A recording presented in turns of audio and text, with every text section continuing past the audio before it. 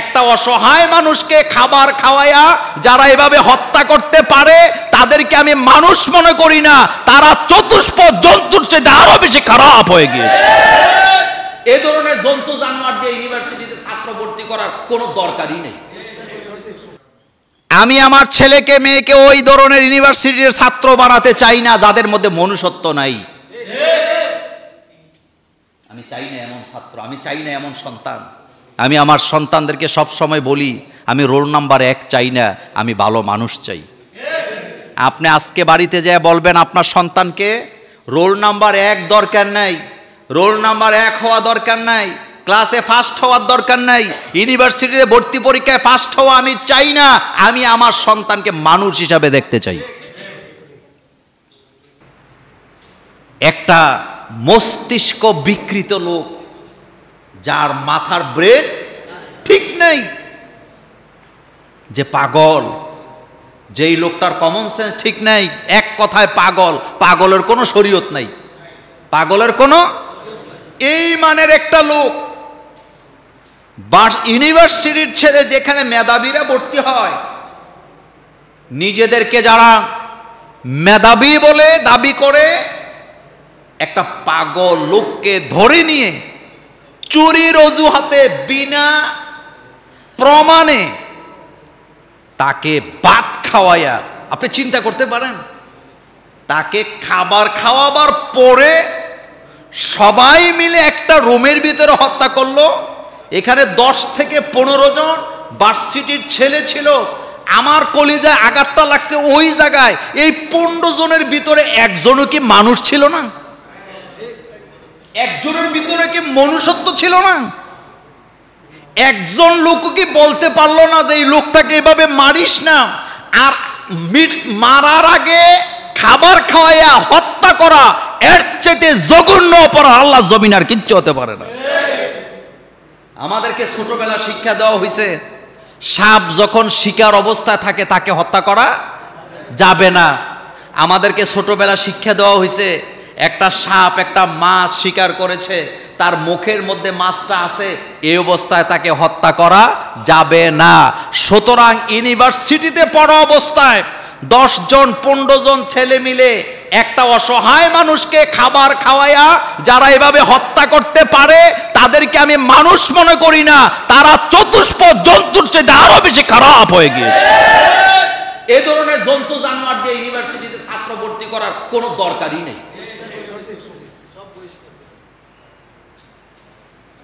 বিচার আপনি দাবি করবেন কেন? বিচার আপনি করে দেখান।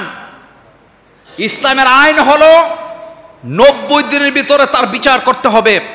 আমি আপনাদেরকে একটা কথা বলি, রাসূল করিম সাল্লাল্লাহু আলাইহি ওয়াসাল্লাম বলেছেন, পৃথিবীতে একটা নিরপরাধ মানুষকে হত্যা করার মানে হলো তুমি যেন পুরো পৃথিবীকে হত্যা করে দিয়েছো।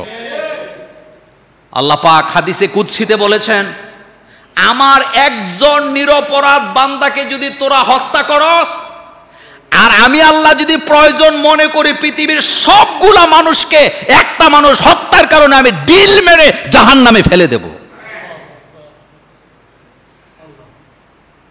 এই ছেলেটা, তার ভাই মারা গেছে ক্যান্সারে, তার পরিবারে মা বাপ ভাই বোন কিচ্ছু নেই। সে শোকে শোকে তার মাথার ব্রেন এমন হয়ে গেছে, রাস্তায় রাস্তায় ঘুরে।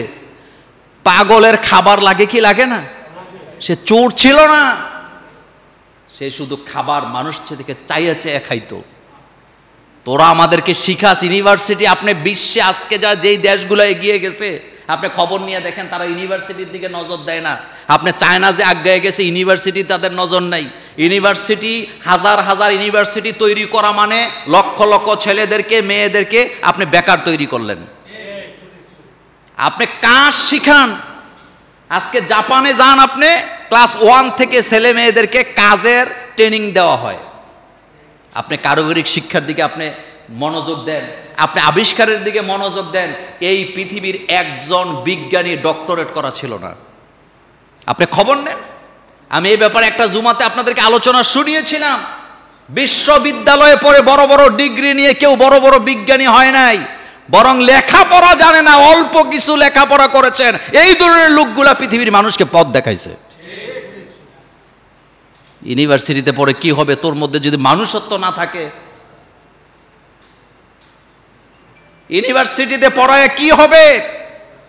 যেই সন্তান তার মা বাপের দিকে দেখতে চায় না, তার মধ্যে মনুষ্যত্ব থাকে না। আমি আপনাকে চ্যালেঞ্জ করলাম, আপনি বৃদ্ধাশ্রমে গিয়ে দেখেন রিক্সাওয়ালা, ঠেলাওয়ালা, মুয়াজ্জিন, কুলি, দিনমজুর, সাধারণ শিক্ষিত মানুষের মা বাপ আপনি সেখানে পাবেন না। আপনি তাদেরকে পাবেন যারা বড় বড় ডিগ্রি নিয়ে অমানুষে পরিণত হইয়া মা বাপের খেদমত করা, মা বাপের প্রতি এহসান করা বেমালুম তারা ভুলে গিয়েছে। একটা মানুষকে একটা মানুষ সভ্য দেশে এভাবে হত্যা করতে পারে? কলিজা আঘাত লেগেছে, আল্লাহর কসম আমার কলিজাটা ছিঁড়ে ছিন্ন ভিন্ন হয়ে গেছে। একটা মানুষকে একটা মানুষ এভাবে হত্যা করতে পারে? একটা মানুষও কি সেখানে ছিল না? সবগুলোই কি হায়না ছিল?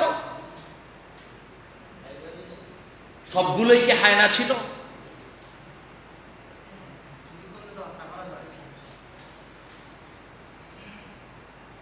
কে হত্যা করবে চুরি করলে? কে হত্যা করতে বলছে?